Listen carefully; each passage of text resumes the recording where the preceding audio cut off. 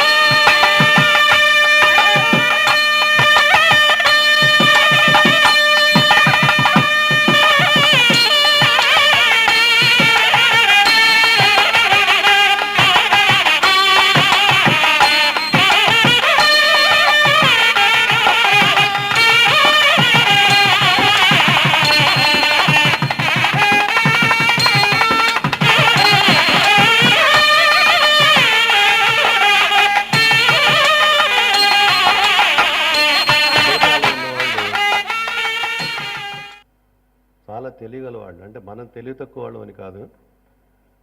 చల్లని దేశం, మంచు కురుస్తుంటుంది కాబట్టి చాలా చోట్ల.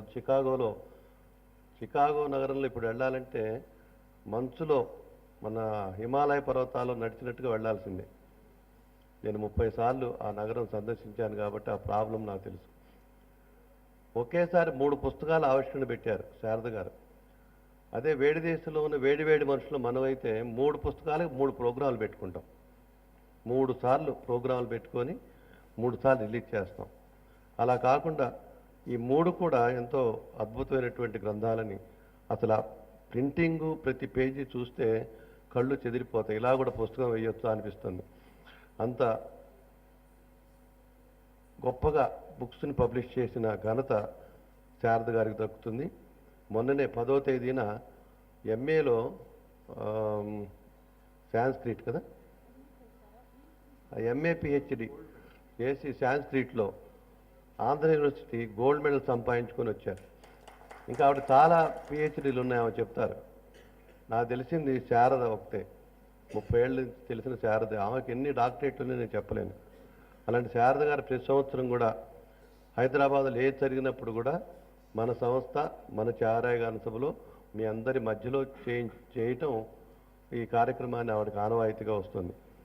ఈ ముఖ్య అతిథి గ్రంథావిష్కర్త, ఈ గ్రంథాలను ఆవిష్కరించినటువంటి ఆచార్య ఎన్గోపి గారు మాట్లాడబోయే ముందు మీరు ముందు మాట్లాడతారు. శారద గారు మాట్లాడతారు, ఎందుకంటే ఆవిడ ఈ కార్యక్రమానికి రూపకల్పన చేసిన మహిళామణి కాబట్టి శారద గారు మాట్లాడతారు. ముందు డాక్టర్ శారదా పులసొంటి గారు, ప్రముఖ రచయిత.